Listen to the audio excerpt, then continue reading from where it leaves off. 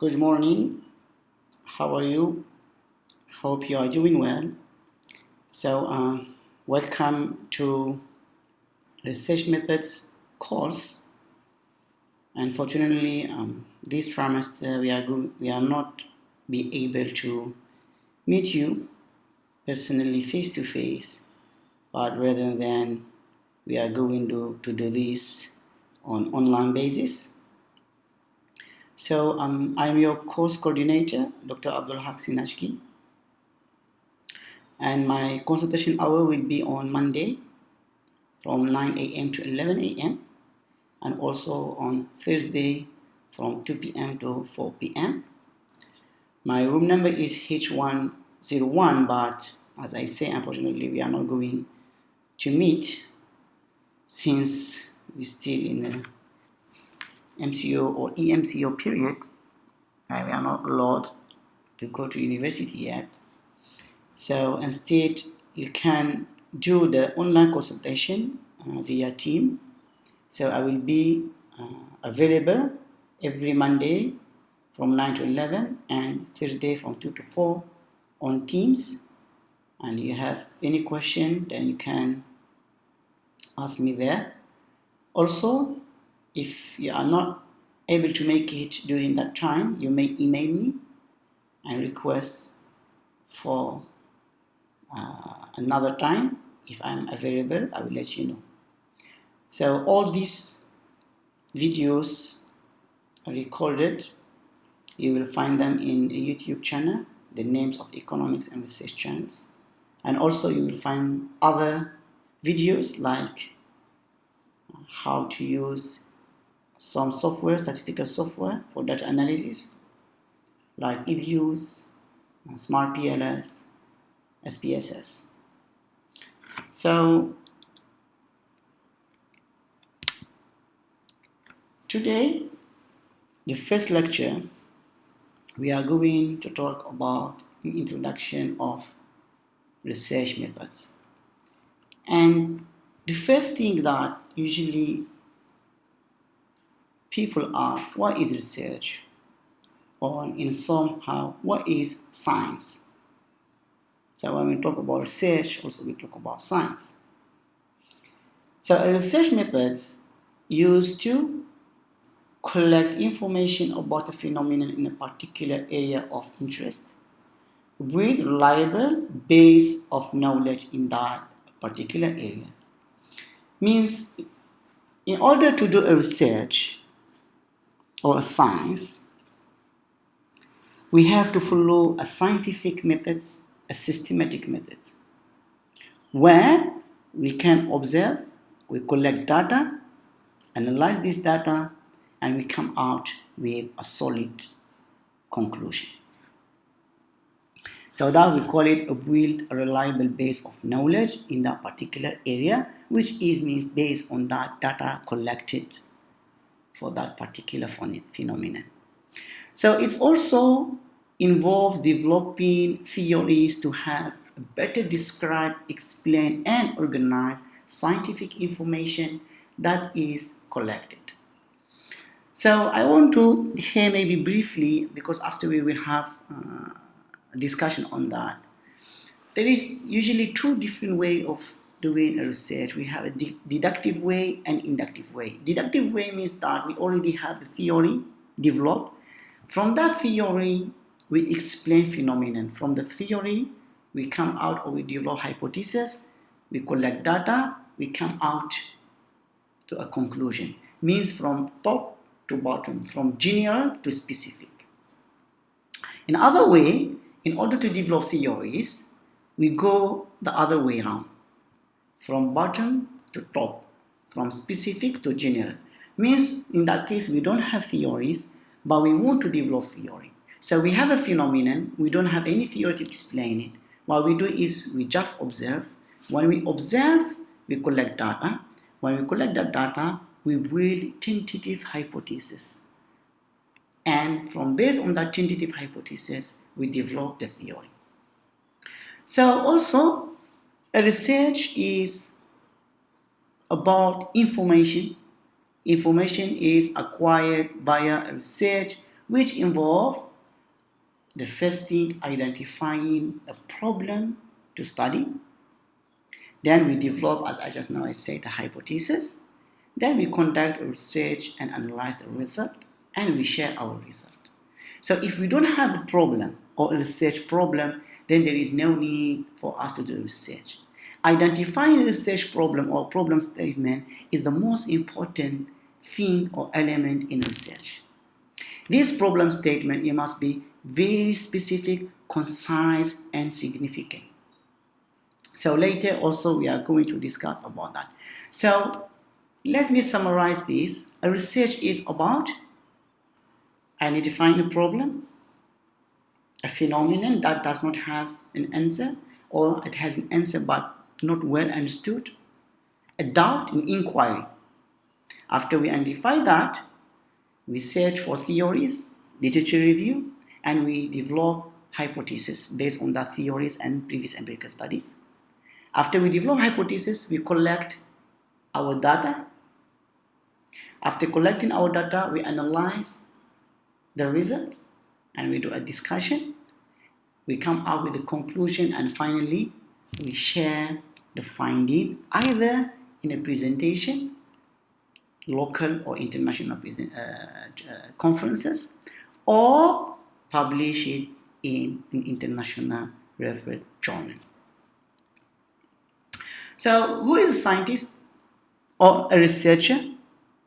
Both of them could be a person who adopts a scientific method to acquire information. And this is engaged in a wide range of activities designed to acquire knowledge in their field, like questionnaire, interviews, focus group discussions, observations. So activities takes place in a variety of settings and for a variety of reasons. Why is science? But in the same time, science is a way of thinking. The way you think of explaining a particular phenomena, that is science. So it involves carefully defining the problem. What is the problem first? So when you define the problem, you will seek out for relevant information, means that you collect data.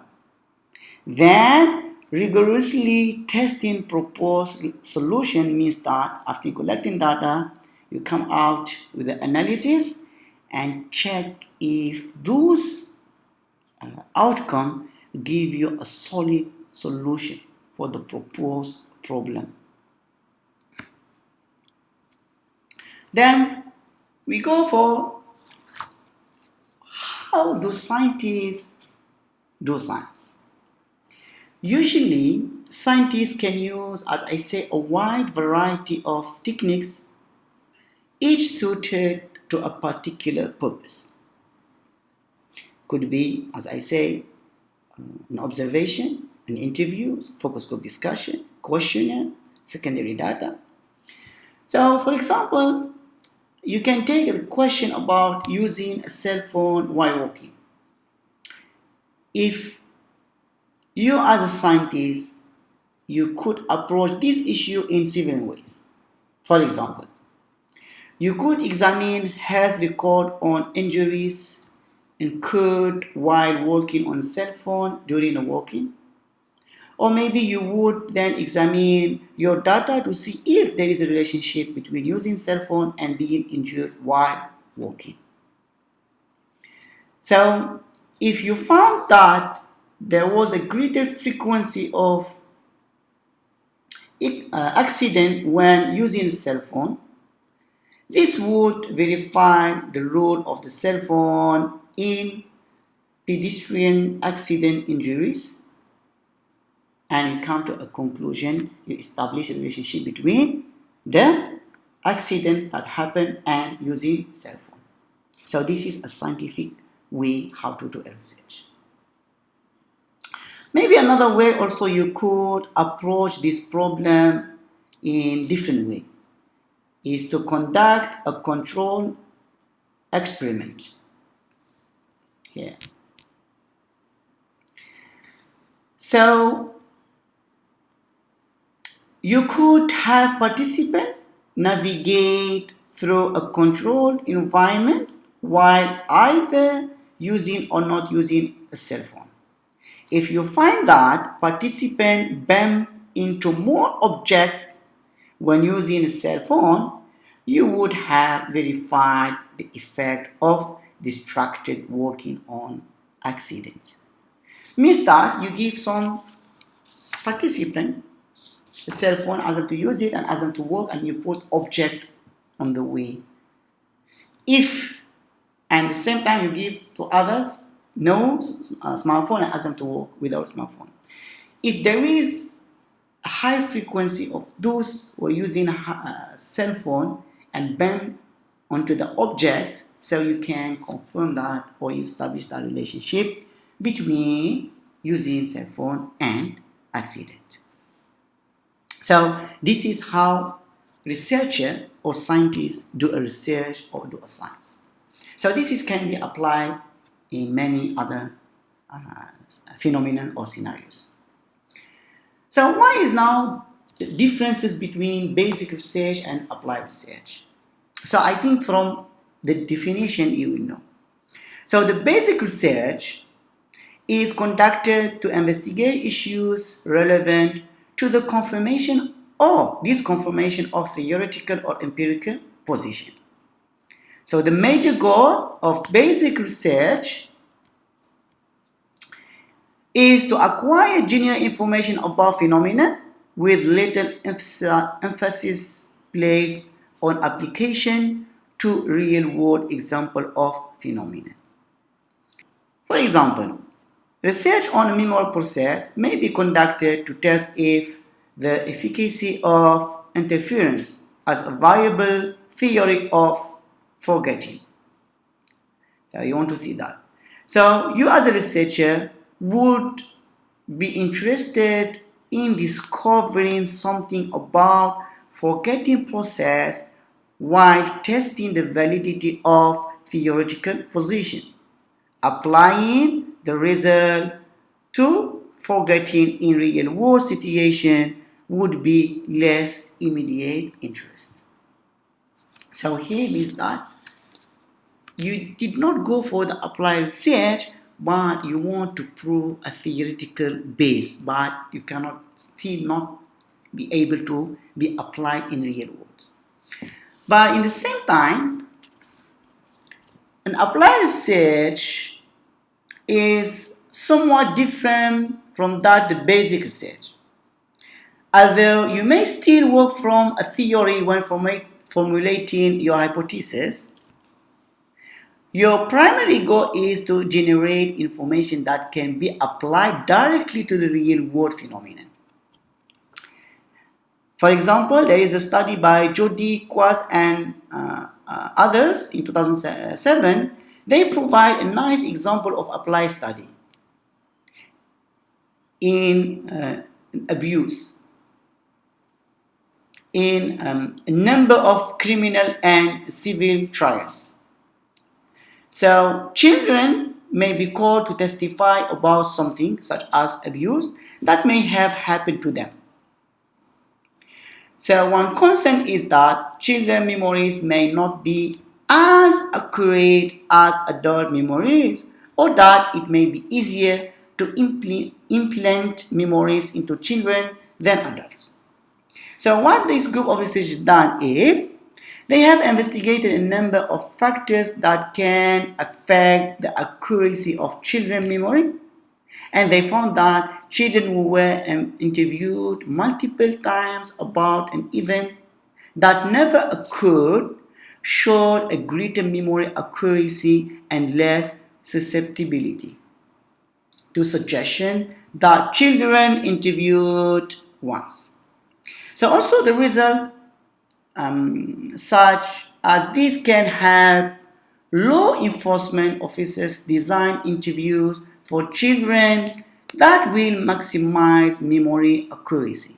So for the example of applied research can be, for example, in different area of clinical, environmental, industrial, psychology, and even economics, maybe. I give you another example for a basic research. You as a researcher, maybe also you would observe that there is a phenomenon that in a particular area in your hometown or something like that, a disease. Some people they call a type of disease. So you do an investigation and you go and interview those people where what they have eaten, where they usually go. Then you found that basically most those people who got the disease, they visited or went to a particular lake for fishing or maybe swimming. So here you can develop a relationship and association between going to the lake and the disease. So you come out with an hypothesis is that the more frequency, for example, you go to the lake, the high probability to get the disease. That's what we call a basic research. Now, applied research will start from that knowledge of basic research and come and bring solution in the real world. So he will, a scientist who don't apply research or apply science, he will go to the lake, take the water and sample of the waters and maybe the salt also. Then they will take it to the lab and test it and find what type of viruses there and evaluate them, analyze them, and come out with a vaccine or a medicine. So here you can see that the overlap between the basic and applied research. So the distinction between applied and basic research is not always clear, however, because some research areas have both basic and applied aspect. For example, in the previous example, the Quast and colleagues study provide a good example of research that have both applied and basic implication. So the result can inform law enforcement personnel and others who may have to interview young children how to best approach the interview process. In addition to this applied implication, this research has a basic implication as well as because the result tells us something about developmental changes in how memory works and the factors that affect memory accuracy.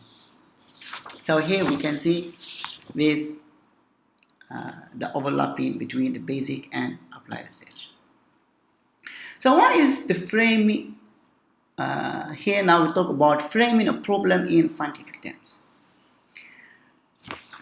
The everyday strategies that we use to explain what we observe frequently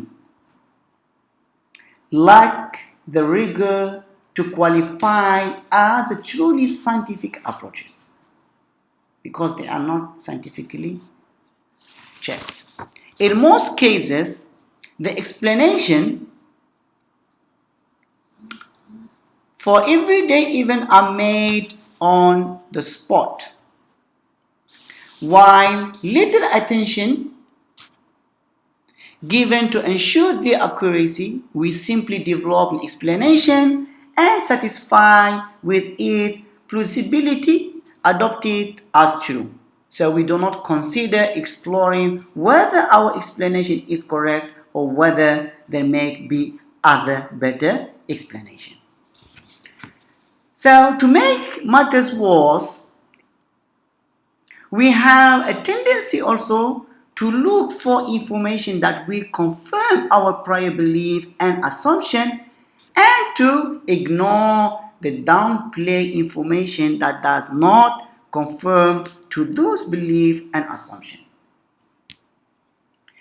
So here, if you believe that texting on cell phone causes pedestrian accidents, you may seek out newspaper articles that report on such accident and fail to investigate the extent to which texting while walking does not lead to an accident, because you base on the newspaper and saying that this accident happens because of this guy was texting while working and this, but you ignore that there are so many people also using smartphone and texting while working, but there is no accident.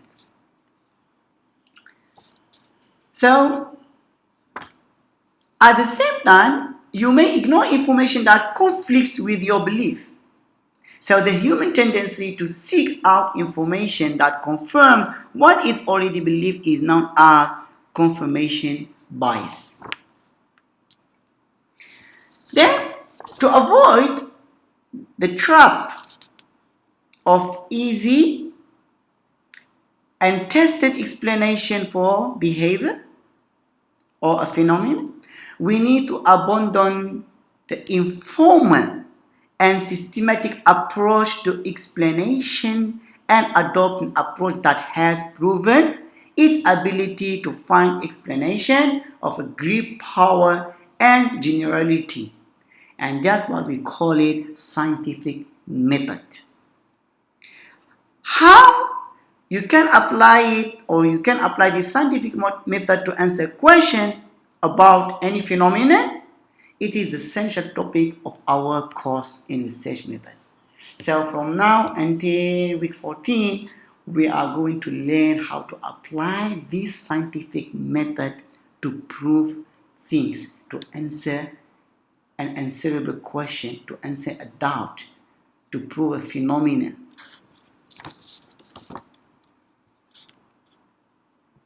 So, why should you care about research? Usually students sometimes express the sentiment that learning about research is a waste of time because they do not plan on a career in science or as a researcher. In your case, maybe you think that, after I'm going to work in a bank or going to work in a multinational company, for what I'm going to take this research method and learn how to do my final year project. You are wrong if you think in that way. Because although it is true that a strong background in science is essential if you plan for further career in research or as a researcher or scientist after you graduate, it is also true that knowing about science and research is important even if you do not plan to become a researcher. Why? When you hear about a new cure for disease, for example, you are being exposed to research or science. When you are persuaded to buy one product over another, you are being exposed to a research or science. So science or research on one level or another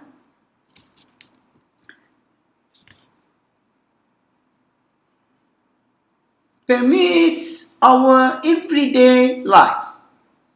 To deal rationally with your world that you are living in, the world where you live in, you must be able to analyze critically the information thrown at you and separate scientifically verified facts from unverified facts. And how this way you can make a decision. So whether you plan a career as a scientist or as a researcher or no, it is your benefit to learn how research is done. This will put you in a position to evaluate information that you encounter that is supposedly based on science fact or research fact or no. So it is very important even to decide in your daily life to purchase product, services.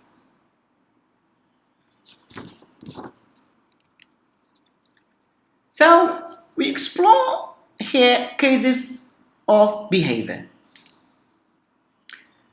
So we have science of psychology has two goals here. Psychology is the science of behavior and mental process. Not only psychology, you can have also social science, you can have economics, you can have management. The major goals of psychology here are to first build an organized body of knowledge about its subject matter, and 2. Describe mental and behavioral process and develop reliable explanation of this process. For example, psychologists interested in aggression and media would build a storehouse of knowledge concerning how various types of media, violence, example movies, television, shows, cartoon, or violence video games affect aggressive behavior. If it were shown that exposure to violence in the media increase aggression, the psychologist or the scientist or researcher would seek to explain how this occurs.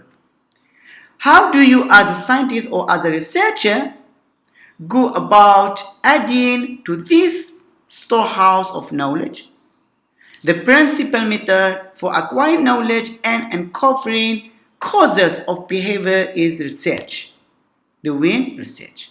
You identify a problem and then systematically, again I say systematically, set out to collect information, collect data about the problem, a phenomenon, and develop an explanation.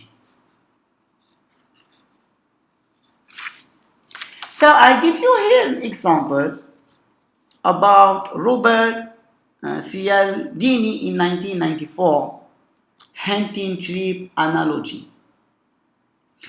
So he offers a simple yet an effective analogy to describe the process of studying behavior.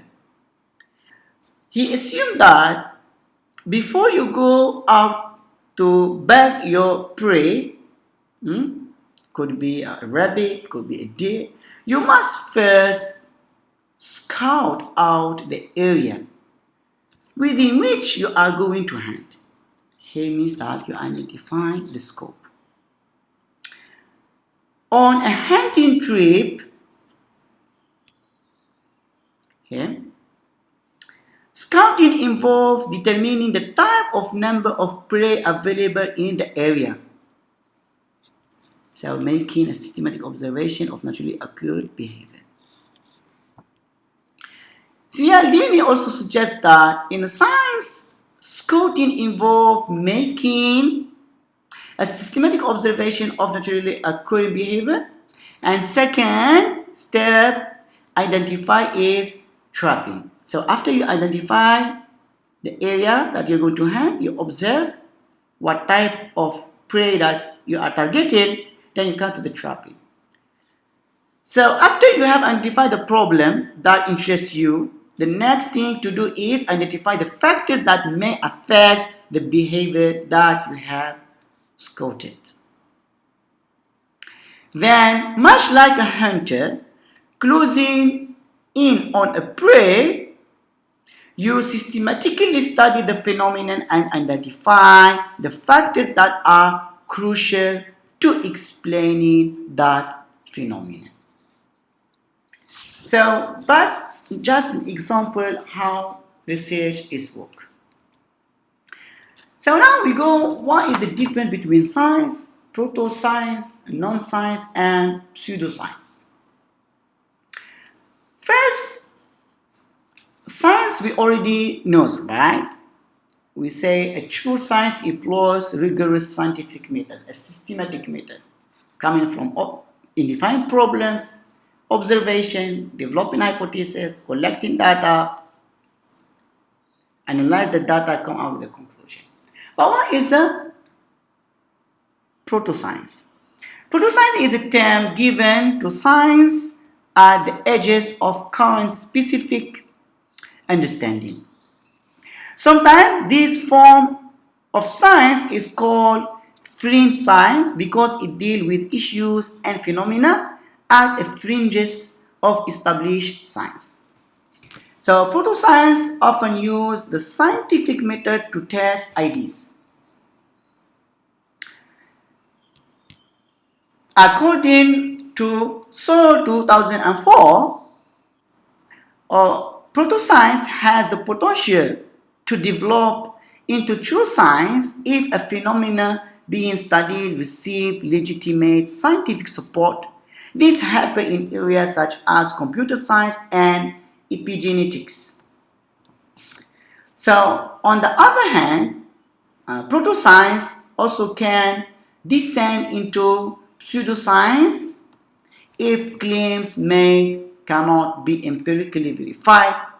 In yet other cases, not enough evidence is available to establish a field as a scientific. So, what is a pseudoscience? We will talk about it in the next slide. So, the pseudoscience is another term that literally means false science. According to Robert Caro 2006,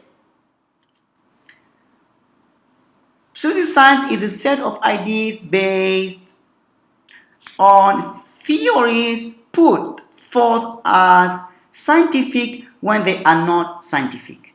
That means false theories. It is important to note that true science and pseudoscience differ more in degrees than in kind. The degree of the truth, reality, the fact. With blurred boundaries between them, what it means is that science and pseudoscience share many characteristics. For example, both may attempt to provide support of an idea for an idea. However, the method of pseudoscience do not have the same rigor of standard required of the true science. But for a non-science is a legitimate academic discipline that applies systematic technique to gather information. For example, philosophers may differ on what they consider to be ethical behavior and may support their position through logical argument. However, they lack any empirical test through which one view or another may be supported. And so the question of what is ethical cannot be addressed through the scientific means.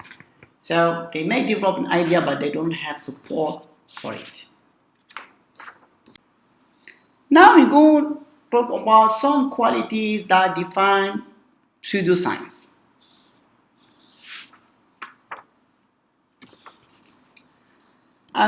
We have this table or this list, but I would like to emphasize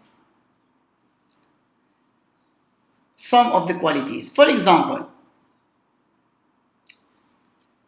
using situation-specific hypotheses to explain away falsification of a pseudoscience idea or claim. You may have also no mechanism for self-correction and consequent stagnation of an idea or claim. You rely on a confirmation strategy rather than disconfirmation one to test ideas or claim. You may be shifting the burden of proof to skeptics and critics away from proponent of an idea or claim. So what does it mean? It means always you don't have a valid justification to establish a solid conclusion. Relying on an anecdotal evidence and testimonial to support an idea or claim. Avoiding a peer review process that would scientifically scrutinize ideas and claims. Means that you just publish your result in newspaper or magazine, but it doesn't go for scientifically peer review process like we sent to a very renowned international journal. Using an impressive sounding jargon that lends false credibility to ideas and claims. Playing with words, right? To persuade people. Failing to build on an existing base of scientific knowledge. Failing to specify condition under which ideas or claim would not hold true.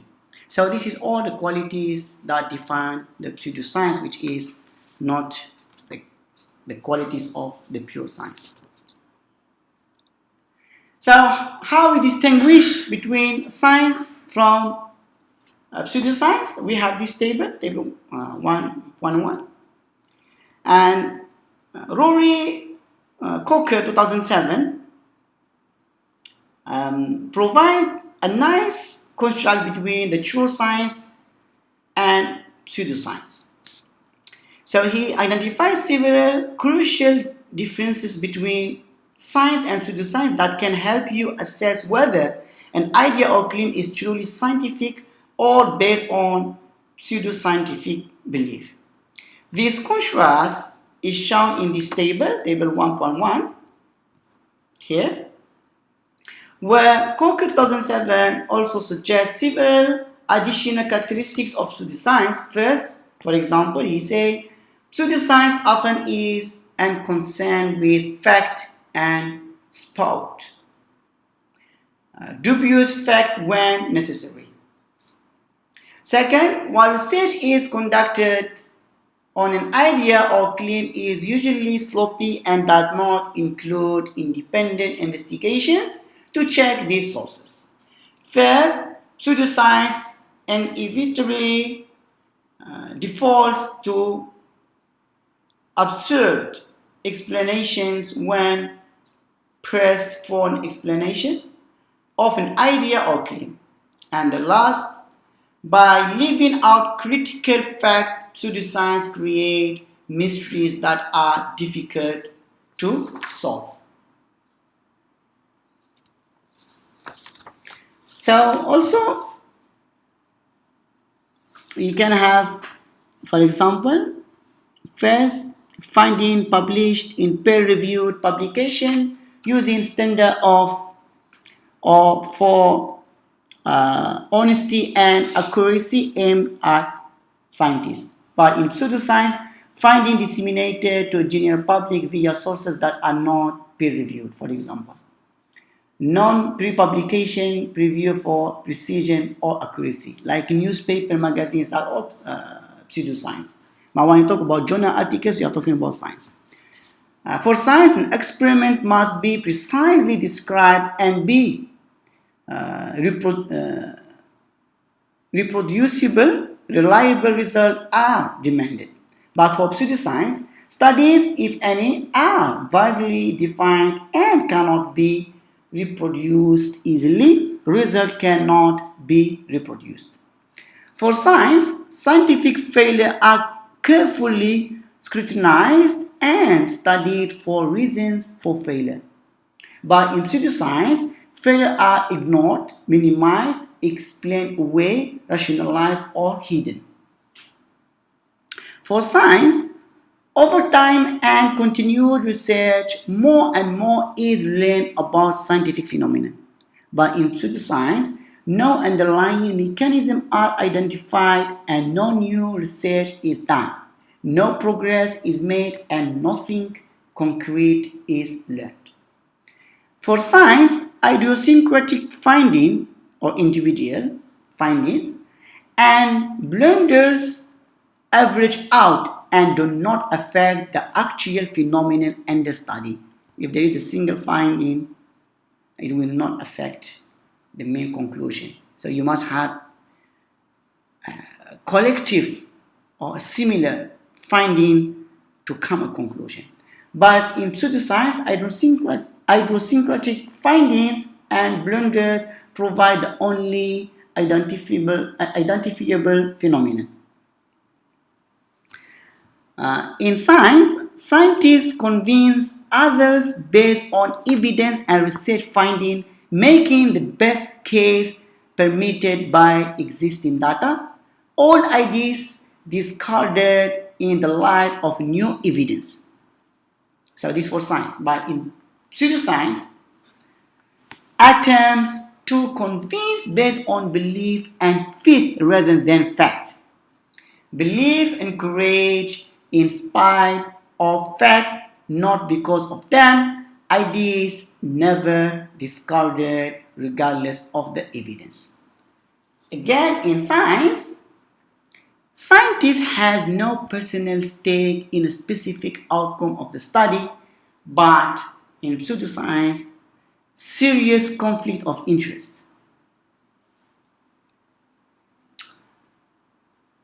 So, pseudoscience make his or her living of pseudoscientific product or services. So now we talk about what are the characteristics of scientific explanation. So we have scientific explanation are first empirical, tested, based on objective and systematic observation. That is the scientific knowledge. You remember these two words, systematic and objective. Systematic observation and objective. So we have the first scientific explanation are rational. Why? An explanation is rational if it follows the rules of logic and is consistent with known facts. If the explanation makes assumptions that are known to be false, commits logical errors in drawing conclusions from its assumption, or inconsistent with established fact, then it does not qualify as scientific. Second, scientific explanations are testable. So, a scientific explanation should either be verifiable through a direct observation or lead to a specific predictions about what should occur under condition not yet observed. So an explanation is testable if confidence in the explanation could be undermined by a failure to observe the predicted outcomes. So one should be able to imagine outcomes that would disprove the explanation. Scientific explanations are parsimonious. So often more than one explanation is offered for an observed behavior. When this occurs, scientific or researcher prefer to parsimonious explanation, the one that explains behavior with the fewest number of assumptions. Then we have also scientific explanations are general. Scientists or a researcher prefer explanation of a broad explanatory power over those that work only with a limited set of circumstances. And we have scientific explanations are tentative. Scientific or researcher also may have confidence in the explanations, but they are nevertheless willing to entertain the possibility that an explanation is faulty. This attitude was strengthened in the past century by the realization that even Newton's conception of the universe, one of the most strongly supported views in scientific history, had to be replaced with a new evidence showing that some of its predictions were wrong. And the last, scientific explanations are rigorously evaluated. These characteristics derive from the other characteristics listed previously, but it is more important enough to observe its own place in our list here. Researcher explanations are constantly evaluated for consistency with the evidence and with known principles.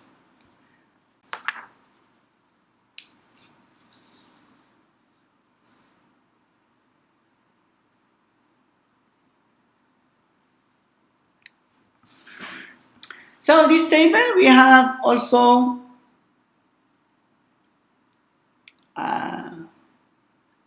scientific versus non-scientific explanation. You can see here in scientific, empirical, yes. Rational, yes. Testable, yes. Parsimony, yes. General, yes. Tentative, yes. Rigorously evaluated, yes. Belief based, all of them no. Common sense, all of them known. Only the testable maybe could be testable. So yeah, explanation for a behavior often arise not from common sense or scientific observation, but from individuals or group who, through indoctrination, upbringing, or personal need, have accepted on faith the truth of their belief. You may agree or disagree with those beliefs, but you should be aware that explanations offered by science and belief-based explanation are fundamentally different. So explanations based on belief are accepted because they come from a trusted source or appear to be consistent with a larger framework of belief. Non-evidence is required. If evidence suggests that the explanation is incorrect, then the evidence is discarded or reinterpreted to make it appear consistent with the belief. For example, some religions hold that Earth was created only a few thousand years ago. The discovery of fossilized remains of dinosaurs and other creatures apparently millions of years old challenge this belief. To explain the existence of these remains, people defending the belief suggest that fossils are actually natural rock formations that resemble bones, or that the fossils are remains of the victims of the Great Flood. Thus, rather than calling the belief into question, apparently contrary evidence is interpreted to appear consistent with the belief. So they manipulate the interpretation. Now we come to a very good question. Why scientific explanation fail?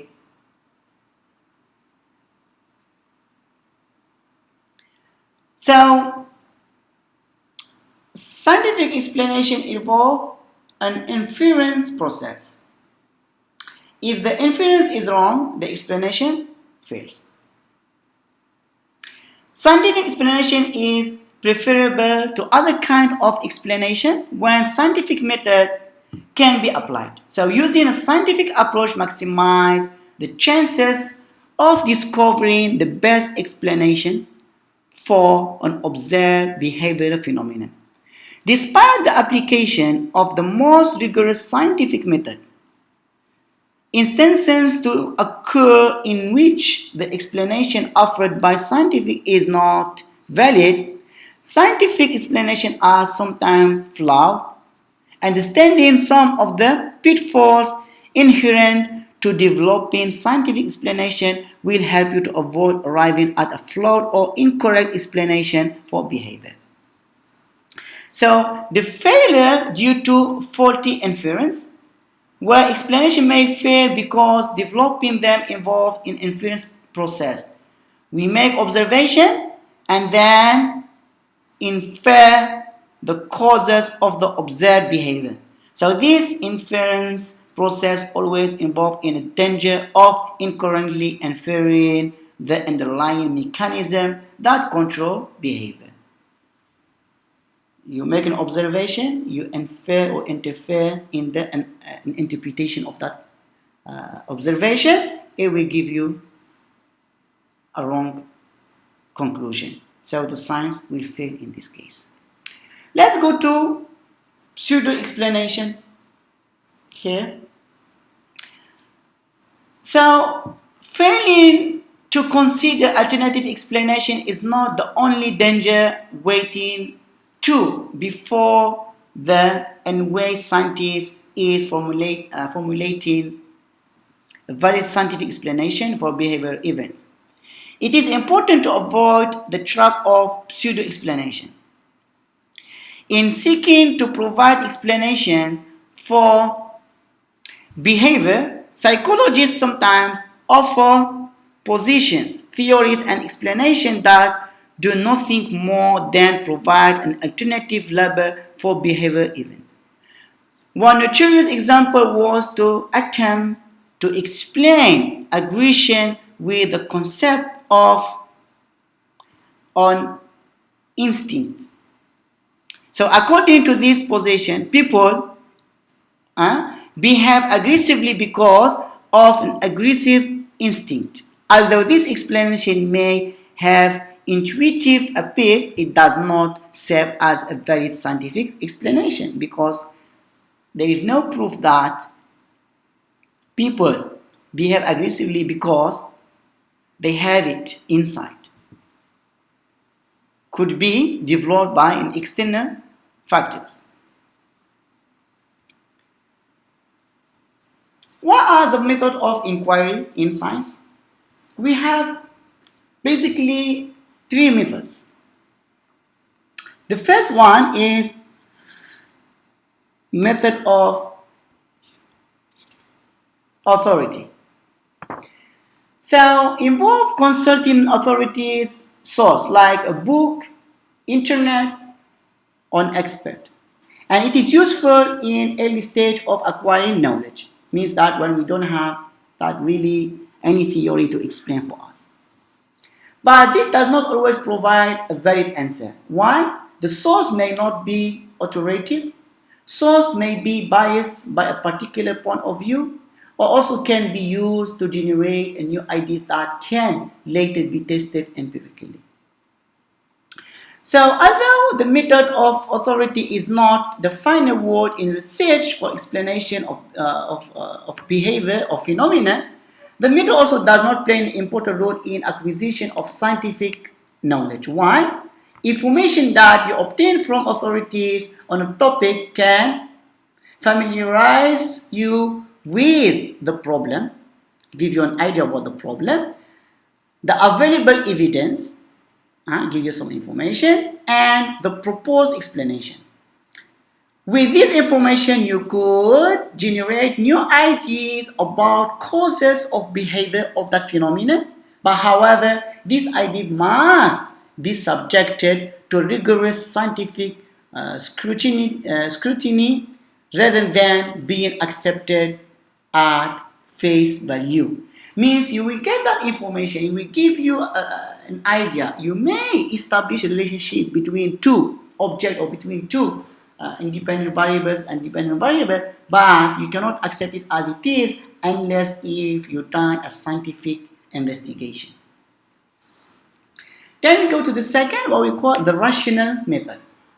And this is pioneered by René Descartes in the 17th century.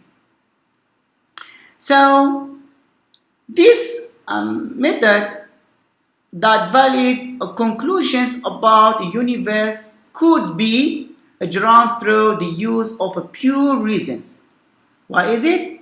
A doctrine called rationalism. So this proposal was quite revolutionary at the time because most scholars of the day relied heavily on method of authority to answer questions. So what this Descartes done?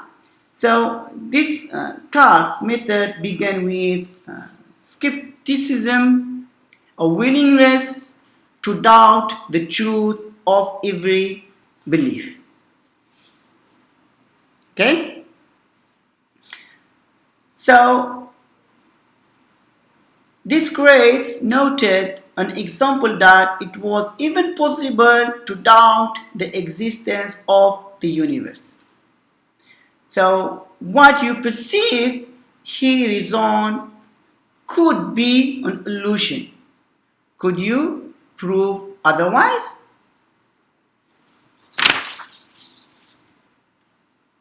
So after establishing doubt, he doubt about the universe, right?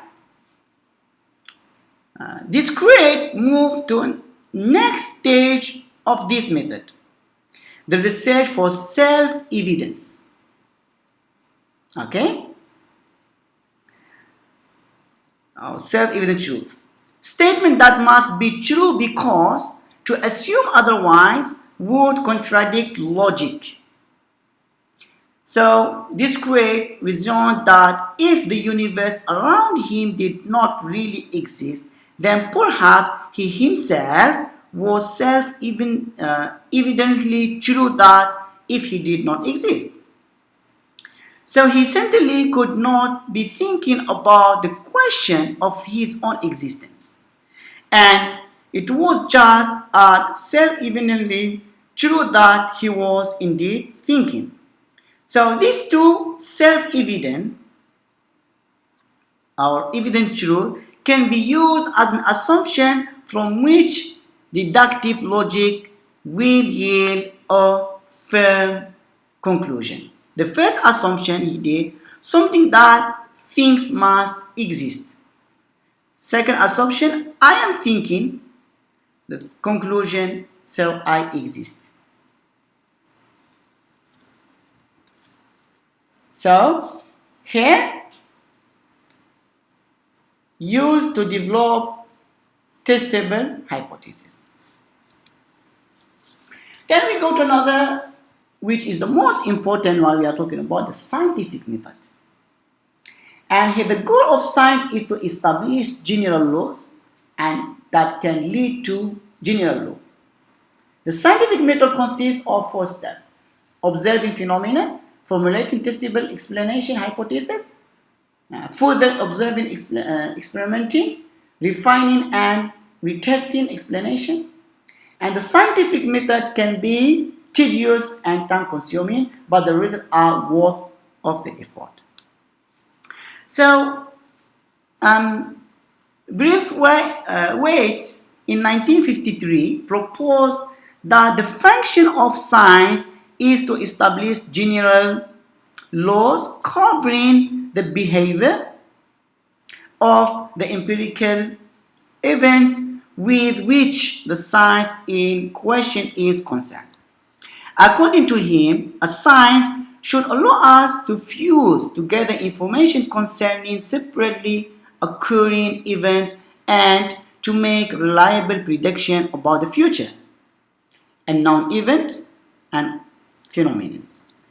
One goal of research, maybe in psychology, is to establish general laws of behavior that help explain and predict behavioral events that occurs in a variety of situations.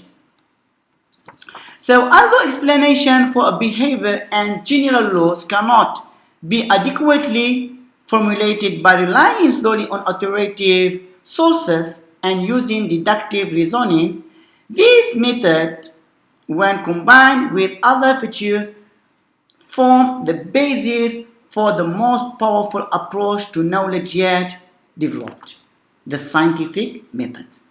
This method comprises a series of 4 cyclical steps that can repeatedly execute as you pursue the solution of scientific problem, and this as I just described. So let's go and see what are those scientific methods. We start by observing.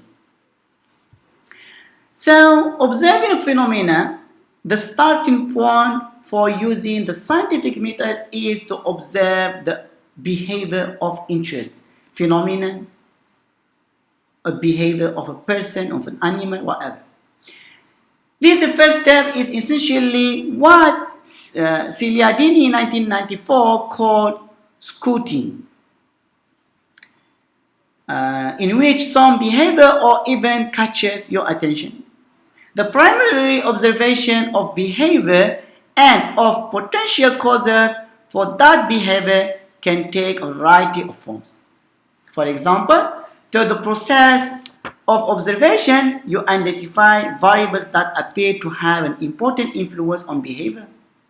A variable is any characteristics of or a quantity that can take on two or more values, one or two, yes or no. That was a variable. For example, whether a participant is talking on a cell phone or not while walking is a variable. 1 if he's talking, 0 if not. Remember that in order to for something to be considered as a variable, it must be capable of taking on at least two values, as I just may say 1 or 0. The characteristic of a quantity that takes on only one value is known as constant. Then, after you observing that phenomenon, now you come to formulate your tentative explanation. So, after identifying an interesting phenomenon to the study, your next step is to develop one or more tentative explanation that seems to be consistent with your observation. So, in research or in science, this tentative explanation often includes a statement of the relationship between the two or more variables, how they are correlated, what is the relationship between them. That is, you tentatively state the nature of the relationship between these two variables that you expect to uncover with your research. So the tentative statement that you offer concerning the relationship between the two variables of interest is called a hypothesis or tentative hypothesis. It is important that any hypothesis you develop be testable with empirical research. After you develop this tentative hypothesis, now we have to make sure that it is testable and we validate it. Then the next step, we go further observing and experimenting. So what exactly is meant by making further observation? The answer to this question is that the scientific method is all about. After formulating your hypothesis, you design a research study to test the relationship that you proposed. This study, for example, can take a variety of forms. It could be correlational study to see the correlation between two variables, in which you measure two or more variables and look at the relationship between them. Could be, and we will see this later in next lectures, could be a quasi-experimental study in which you take advantage of some naturally occurring event or pre-existing condition, or an experiment in which you systematically manipulate a variable and look for changes in the value of another that occur as a result. And also we are going to talk about this method later. In this case, you decide to design an experiment in which you systematically manipulate whether a person talks on a cell phone and observe the number of errors made on a simulated working task. So you give people, for example, as the smartphone example that we give, you give them a handphone, a smartphone, ask them to use it and work and see how much error could happen. Then the last one, refining and retesting the explanations. The final step in the scientific method is the process of refinement and retesting. This process of generating new, more specific hypotheses in the light of previous results illustrate the refinement process. While often confirming a hypothesis with a research study leads to another hypothesis that expands the relationship discovered, explore the limits of the phenomenon under study, or examine the causes for relationship observed. As you be more familiar with the process of conducting research, you will find that not all research studies produce affirmative results. So, that is, sometimes your research does not confirm your hypothesis. You develop the hypothesis, when you test it, you cannot confirm it. What do you do then? In this case, you may completely discard your original hypothesis, or in other cases, however, you may revise and retest the hypothesis. In the later instance, you are using a strategy known as retesting. Keep in mind that any revised or refined hypothesis must be tested as rigorously as was the original hypothesis. So now I think that you have a very good idea about what is a science or what is a research, what is a scientific method. So we go now to see the structure of the research. So I will repeat what I have done and summarize it in a systematic way. Usually you have 6 steps. As just now we say, first thing in order to do a scientific research is to develop an effective research question. And this comes with this idea. I wish to do a research. Then you formulate and clarify your research topic. Okay. Then, after that, when you identify what is the problem to be investigated, you go and survey the literature to find more information to help you to conduct the research. And here where you critically review the previous empirical studies and also review the well-established theories, concepts, and models. Then after that, you analyze the problem in the first step.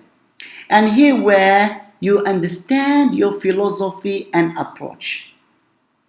What method I'm going to use. Formulate your research design and negotiate, access, and address ethical issues. So after that, you go step number 4, testing your analysis. After you collect the data, right? Plan your data collection and collect data using one or more of sampling, secondary data, observation, semi-structured, in-depth and group interviews, questionnaire. This later we'll talk about them all. You can use any one of them or you can mix between them to analyze or test your analysis. Then after that, you analyze your data using one or both of the quantitative method. If quantitative, you mostly use secondary data, questionnaire, sampling, right? If qualitative, we mostly go to interviews, observation, and focus group discussion. Then you interpret your result, where you write your report and prepare your presentation. And the last one, you communicate your result, means submit your report to a conference for presentation or to a journal. So this is another also way how of you choose the topic. So in choosing the topic, we have 2 ways, and this is the process. For example, that is the question, what are the requirements of your assignment of your research? If I am not sure what I want to write about, I will ask this question, what are the 3 things that I am passionate about? I will list them here. For example, economic development. Could be poverty, could be education, could be healthcare. So think carefully about these interests. Are there any aspect of them that fall within the assignment parameters or research parameters? If yes, then I will come with tentative topic. For example, one of the question, why still have pocket of poverty in Malaysia, even or although the government has successfully designed and developed proven strategies and programs that alleviate poverty. Or maybe the question here, what are the requirements of your assignments? If I have an idea, then I will ask that question, what is your potential topic? I write it, then what about this topic interests you? If you don't have an answer, to this question, you go back here and brainstorm the topic. Then after you finalize it, again you will come to your tentative topic. So you have two ways. Either you have an idea or either you don't have an idea. So the first step, developing an effective research question. So what is research topic? It is a general area that the research will cover. It is a subject. What is the research question or RQ? A specific focus of the research must be complete sentence. And what is the research hypothesis? The researcher proposed answer to the research question must be a complete sentence. For example, what is the research topic? Research topic could be, as I say, investigating the role of psychology on poverty. What is research question? Research one. Do or does psychological condition of a person lead to a poverty? That is a question. What is hypothesis? We can say the more psychologically the more psychologically stable person, the less probability of him being poor. So it's an hypothesis, establish the relationship between these two.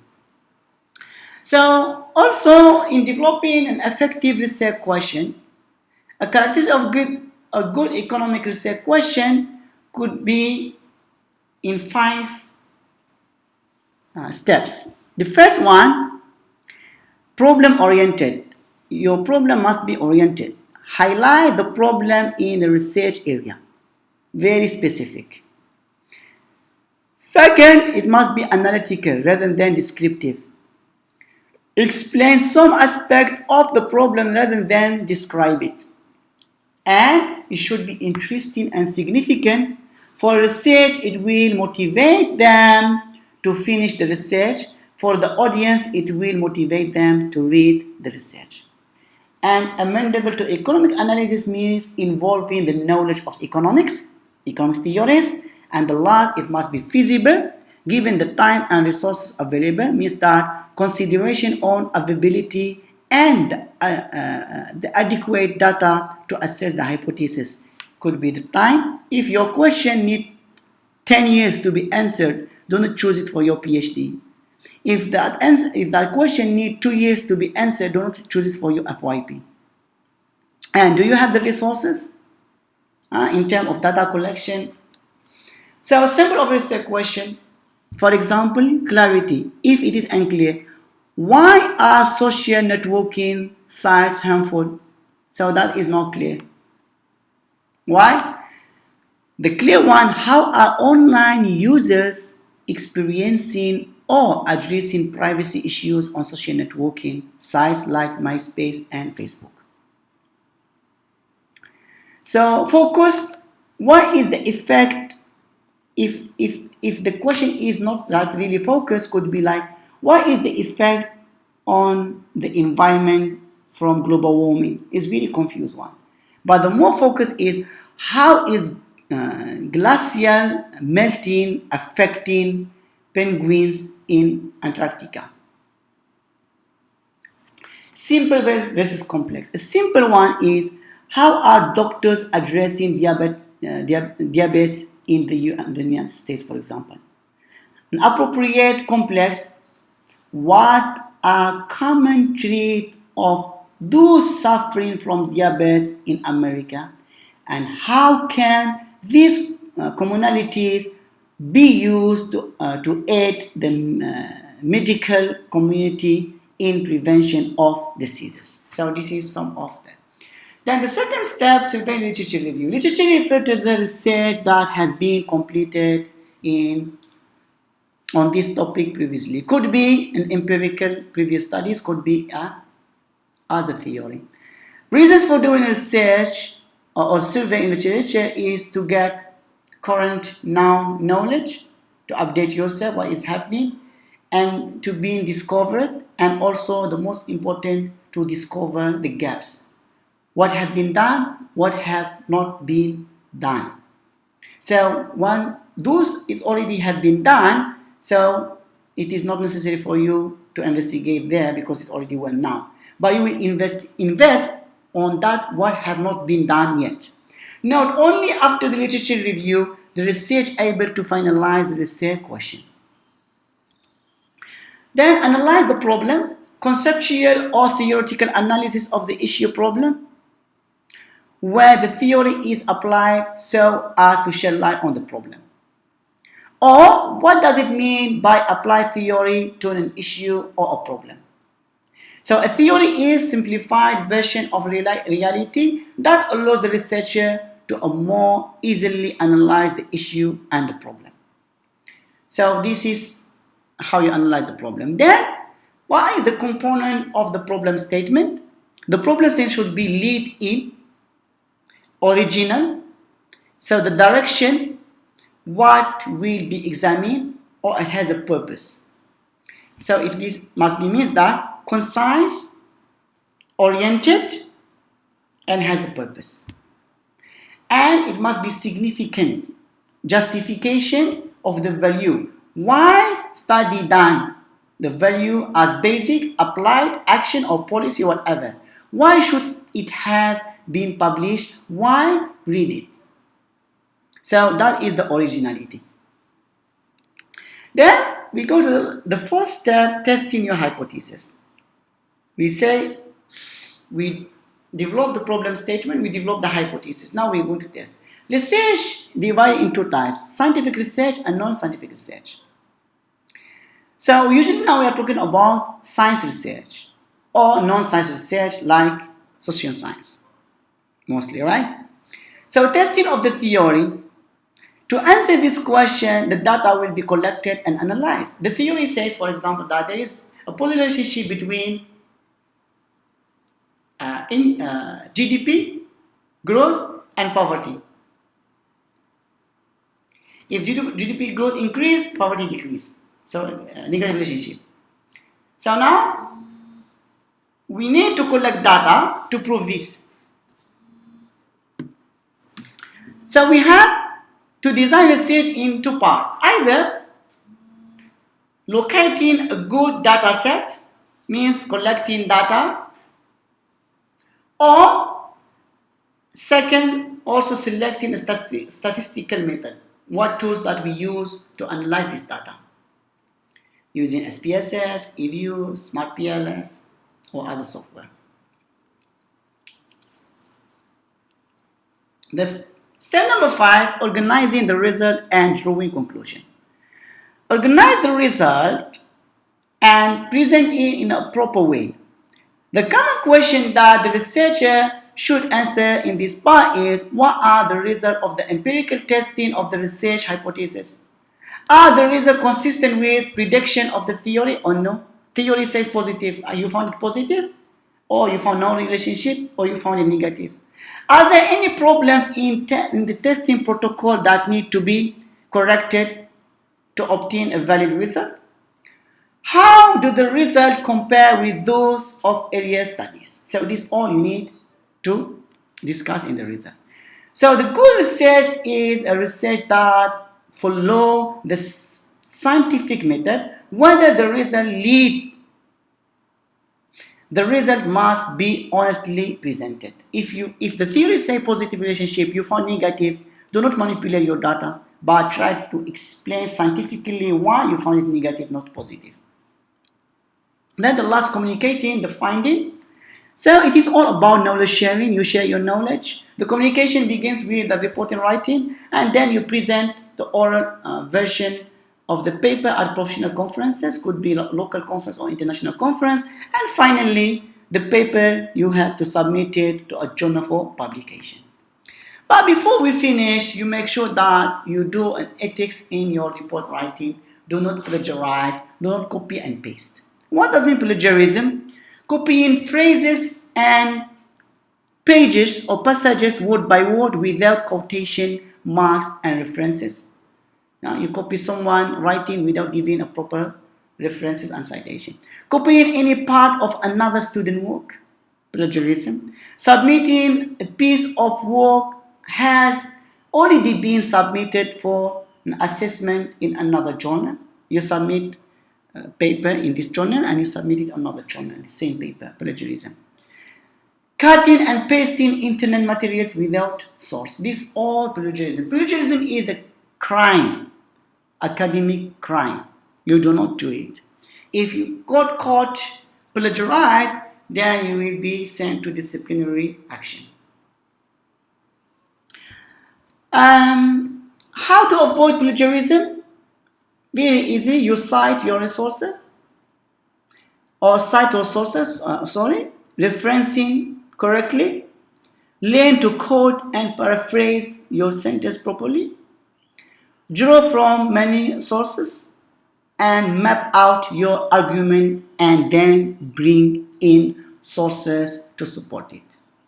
Usually we use the American Psychological Association for our referencing for our assignment APA.